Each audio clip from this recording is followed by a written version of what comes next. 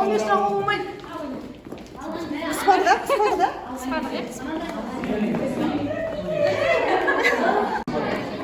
Ол не сұрамаймыз. Бойын шықпайды екен. Жерден көтеріп көріпсіздер.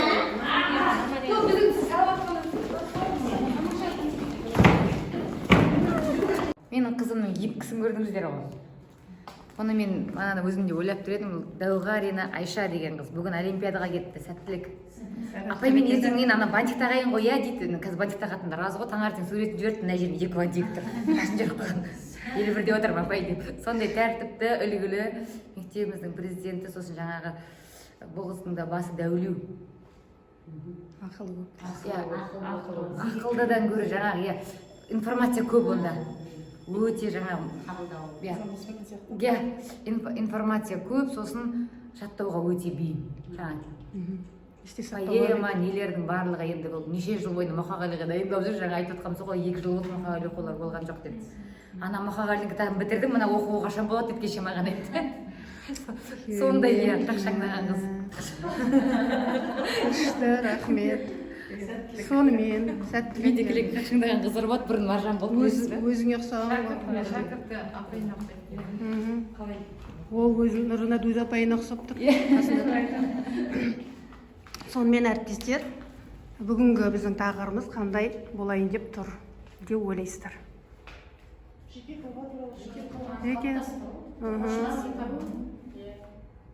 дұрыс айттыңыздар. Дұрыс айттыңыздар. Оқушыларды белсендіру.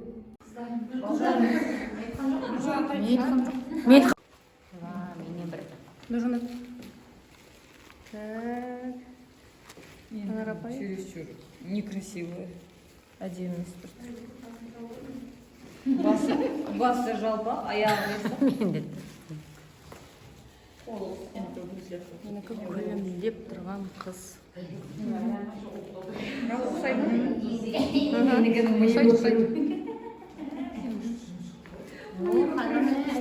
Ал дайын болсақ, кеттік ал.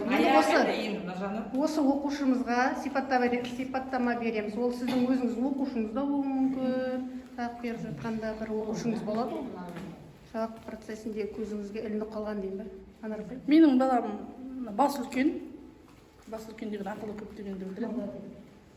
Ат қоюға болады. Ұзын, қолдары ұзын, тоже еңбексүйгіш. Мен үйретемін, соның бәрін үйренуге дайын оқушы.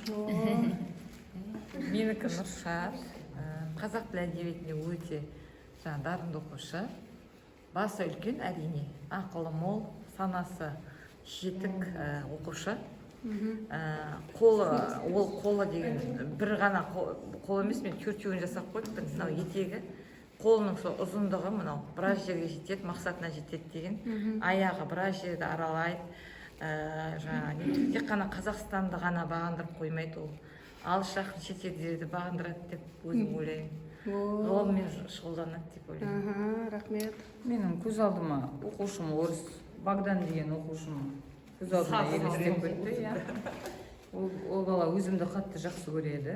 Менің сабағымды білмесе де, әйтеуір барынша ынталануға тырысады. Аяғы ұзын, қай жерге жұмсасаң да шауып барады. Қолы қысқа, себебі енді көп нәрседе енді өзі айтады, әттең мен қолым қысқа деп барлық жағдайды жасайтын едім, интерактивні жоқ деп көп жаңағы өзінің ойын еркін айтатын осы оқушы. Сондықтан өзімнің өзге ұлт өкілі, өзімді жақсы көретін шәкіртім. Рахмет. Менің жасаған оқушым қыз бала.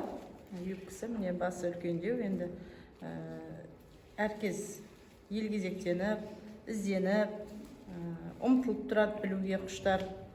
Болашақта үлкен ізденіп, дарынды, қабілетті, үлкен бір нәтижеге жететін оқушы болатынына сенімдімін. Рахмет. Ал енді менің оқушым ерекше білімді қажет ететін оқушыға ұқсап қалды енді.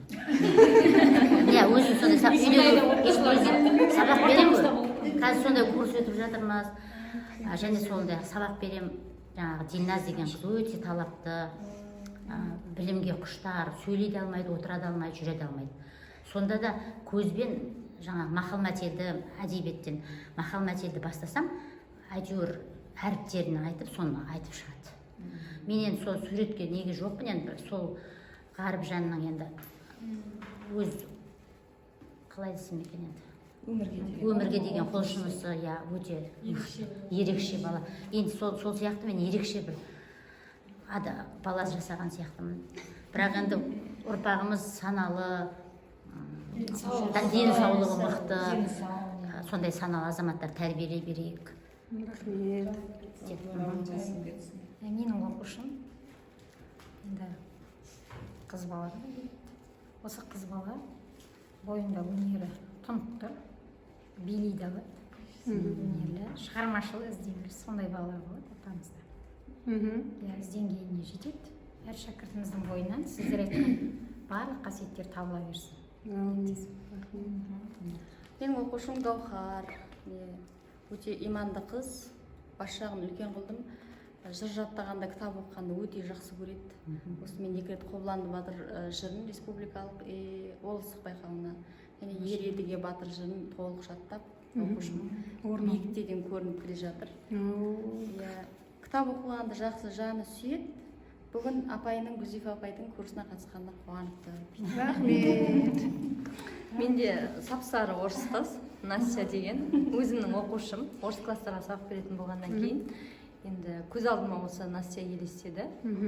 Өзі кішкентай, өзім сияқты апарып, сабағын өте жақсы оқиды, бірақ енді толыққанды қазақша жеткізе алмағанмен, бірақ басқаларға қарағанда өте жақсы тырысады. Сол себепті мен осылай жасадым. Рахмет.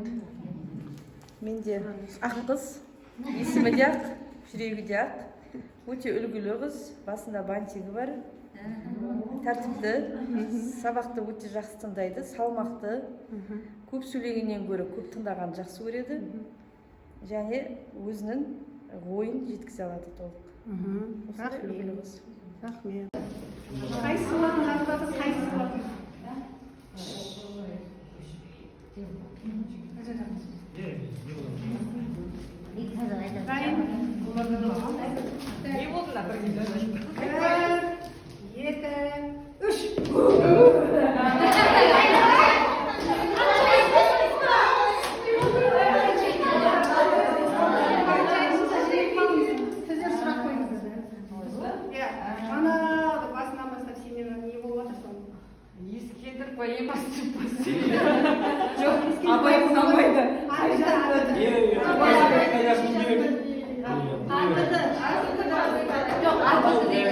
Әкесі Құнанбай 100 жасында дүниеге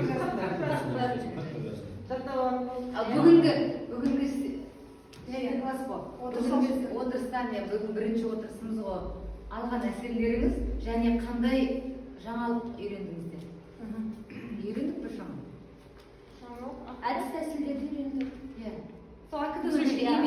Жаңа тест. Алған әсеріміз